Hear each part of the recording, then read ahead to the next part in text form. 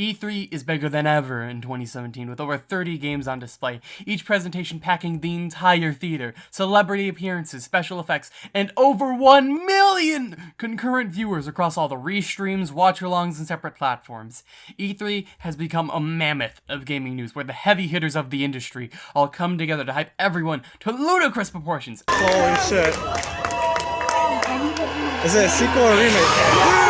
Yeah! Yes! And in a variety of ways, like developer speeches, gameplay demonstrations, trailers, and raising a bloody car onto the stage. But there's a new addition in 2017 that was quite prolific. What's up, guys? It's Al. It's James. And it's JV. It's gonna be exciting. I'm pretty excited right now. Here we go. The YouTubers and streamers. Yes, what took the conference by storm was not the companies themselves, but rather the die-hard fans of these companies, who also happen to have a large following of their own. But why? Why was it this year that the heavy hitters of the industry, who have millions of dollars in advertising budgets, decided to use fan testimony as their big promo? These content creators have been extremely popular in the past, and they could have been used any time before, but why this year? Why did these companies decide that 2017 is the year of the YouTuber? Well, to find out, we need to go all the way back to 1998. 1998, a great year for gaming with groundbreaking and beloved titles like Ocarina of Time, StarCraft, Sonic Adventure, Spyro the Dragon, Metal Gear Solid, Half-Life, and Duke Nukem, Time to Kill. You see where I'm going with this. That's right, the infamous Duke Nukem Forever. At E3 1998, a trailer was released showing high-octane gameplay with varied locations, level design, mechanics, and personality, all reminiscent of a Duke game.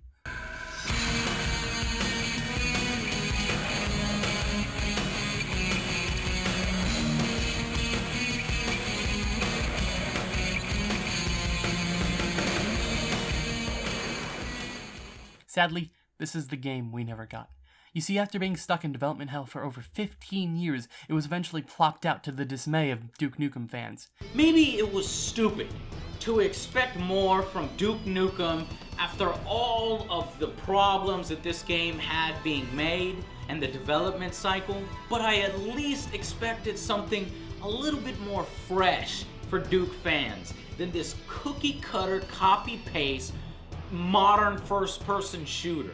It was an utter joke. It ran horrendously, looked disgusting, destroyed any future of another Duke Nukem game, and worst of all, it was boring. It lacked all the life of previous Duke games and was an exercise in tedium.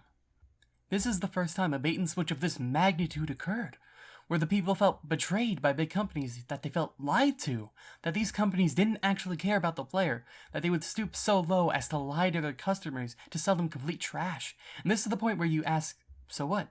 That happened under extreme circumstances, and it is extremely unlikely that a bait and switch of that size will ever happen again. Well, it's funny you mention that. You see, Duke Nukem Forever was released in 2011.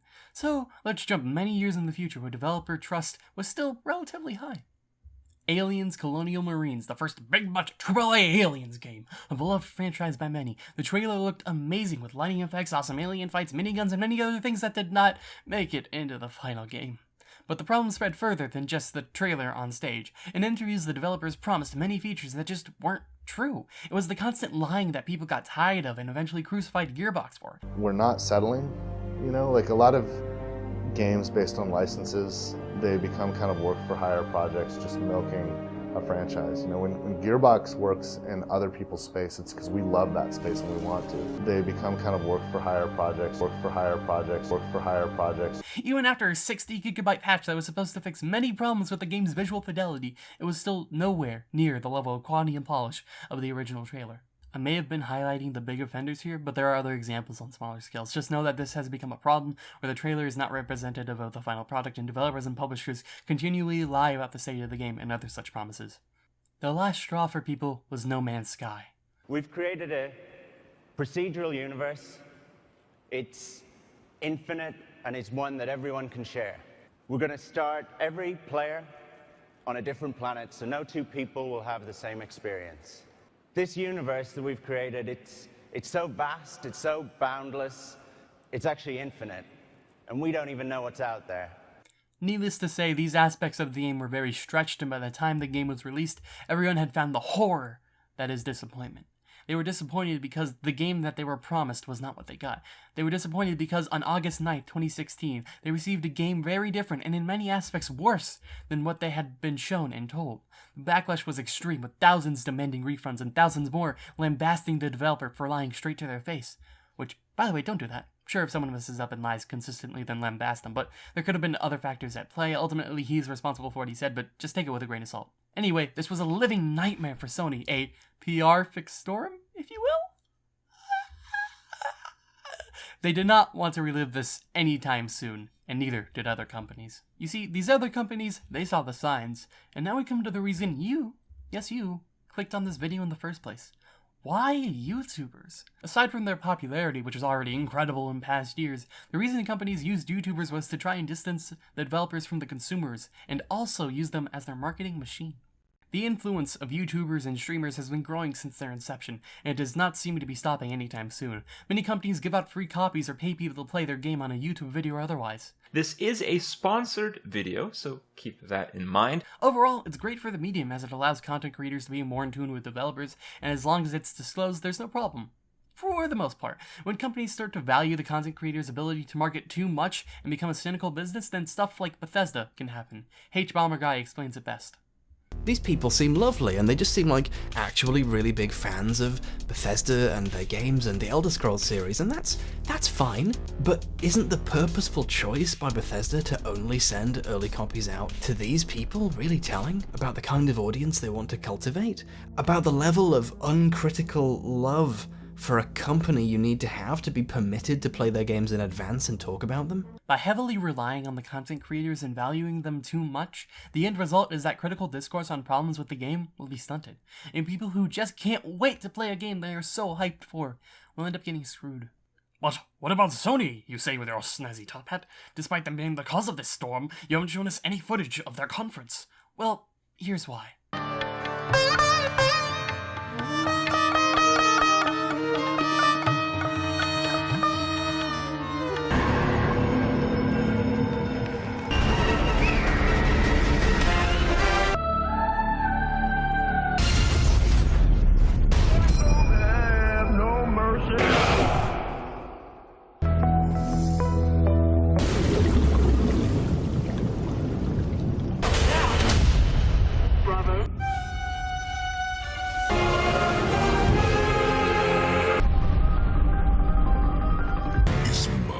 Sony's conference was straight to the point. Aside from the keytar at the beginning, they just showed trailer after trailer after trailer after trailer, and oh, the show ended. Huh? This is the extreme version of the distancing mentality. In an attempt to not cause any backlash, they also eliminate the ability to get invested and excited for what's to come. So suppose the question is, what's the point of E3? Well, for the stockholders in each company, it is a way to gauge public interest and gain insights as how well each company might be doing. However, if you are the other 99% of people watching, then E3 is about excitement. It's about getting hyped for your favorite game. Despite how bad an idea that is, it's about finding what little bits of information you can find and consuming it because you are just so damn excited. Ooh, what is that developer saying now? Is it a clue? I want more! I want more! But none of that can happen if a conference is all trailers. Hell, why have a conference at all then? Just stream the trailers online and release demos for the general public to download on the current systems. It's a lot cheaper and more people get to try out the game. Win-win. If you do that, though, you eliminate the human connection.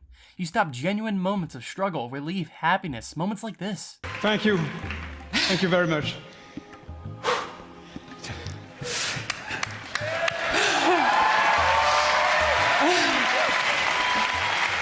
Thank you.